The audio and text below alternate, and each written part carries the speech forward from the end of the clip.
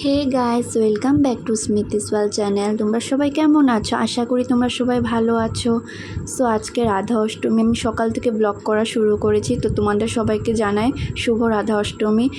So এখন বাজে সকাল 7টা, প্রায় আমাদের কাজ শেষ। তখন ঝাড়ু দেওয়া বাকি আছে উঠানটা, তো আমি এটা ঝাড়ু দিয়ে নিচ্ছি।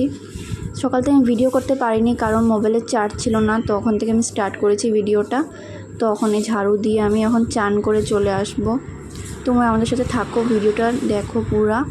তো আমি এখন চান করে চলে এসেছি। সো ঠাকুর ঘরে সব উল্টো পাল্টো হয়ে আছে। কালকে রাত্রে মা এগুলো ধুয়ে রেখেছে, কারণ সকালে উঠলে সব জলদি জলদি করতে হবে তার জন্য।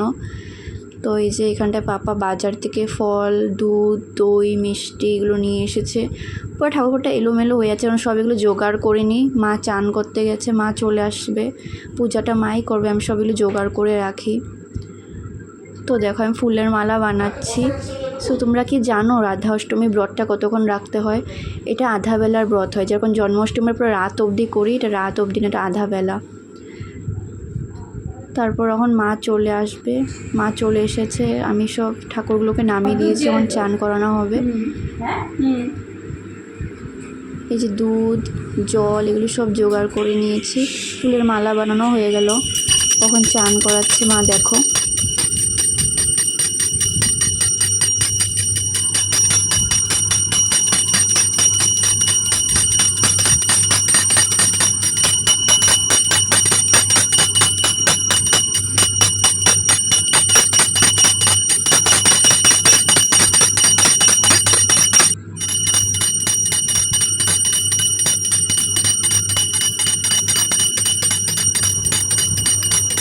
এই দুধ জলটাতে আমি কি দিয়েছি বলো তো?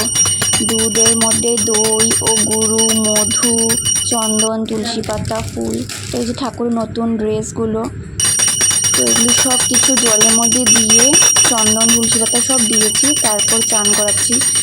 তোমরা যদি গোলাপ থাকে তো গোলাপের জলে ভিজিয়েও স্নান করাতে পারো, না হলে গোলাপ জলও ইউজ করতে পারো, যেটা বাজারে কিনতে পায়।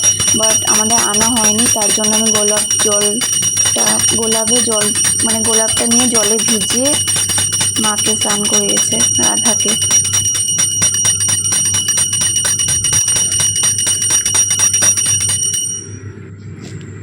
তো এই যে দেখো এখন ড্রেস পরিয়ে দিচ্ছে। ড্রেসটা পূজার সময় এনেছিল, মনসা পূজার সময় একটা এক্সট্রা করে রেখেছিল, কারণ রাধা অষ্টমী সামনে ছিল তার জন্য। কৃষ্ণর জন্য এনেছিলাম। তারপরে দেখো আসনে বসিয়ে দিয়েছি, ফুলের মালাগুলো পরিয়ে দিয়েছি। কি সুন্দর লাগছে না রাধা রানীকে? তারপর এখানে সব ঠাকুরকে সাজানো হয়ে গেছে। এদিকে মা ফল বানাচ্ছে। সকালের সেবাটা এখনও দেওয়া হয়নি, এটা দিয়ে দেব। তারপর দেখো এখন সকালের সেবা টেবা সব দেওয়া হয়ে গেছে, পূজাটা কমপ্লিট মানে। তারপর হঠাৎ করে দেখো আকাশের যা অবস্থা, হঠাৎ করে এরকম মনে হচ্ছে ওখানে বৃষ্টি চলে আসবে। এদিকে মা তুলসী গাছে জল দিচ্ছে, প্রচণ্ড হাওয়া দিচ্ছে। তারপরে এই যে এখানে সবজি বানানো হয়ে গেছে, রাত্রে মা বানিয়ে রেখেছিল, এখন ভোগের জন্য লাগবে। শাক, এখানে সব লাবড়া, চাটনি, আলু, রসা, দিয়ে পাপা বাজার থেকে পনিরও নিয়ে এসেছে।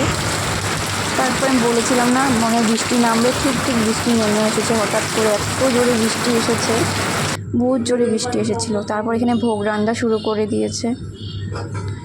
সো আমিও রেডি করে দিচ্ছি। এখানে এখন সকালের প্রসাদ খাচ্ছি, খুব খিদা পেয়েছিল, উপাসটা এখন ভাঙলাম।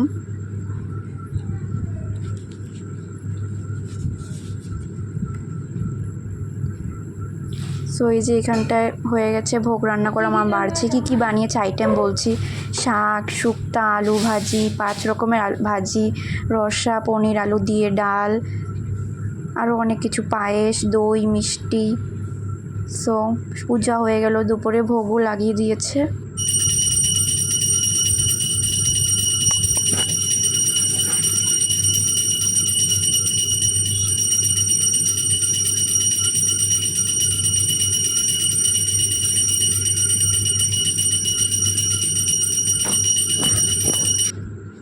সো গাইস, সবাই খাওয়া দাওয়া শেষ, লাস্টে আমি আর মা বসেছি। তো আমি খেয়ে নিই, এখন প্রায় বাজে 4টা, প্রচুর খিদে পেয়ে গেছে। তোমরা কে কে প্রসাদ খাবে চলে এসো। তো আমি ফ্রেশ হয়ে চলে এসেছি, কিন্তু খুব টায়ার্ড হয়ে গেছি গাইস, কি বলবো আর। সো আজকের জন্য এতটুকুই। ভালো লাগলে একটা কমেন্ট করে দিও, আর আমার চ্যানেলটাকে সাবস্ক্রাইব করে দিও, লাইক করে দিও। Tata bye.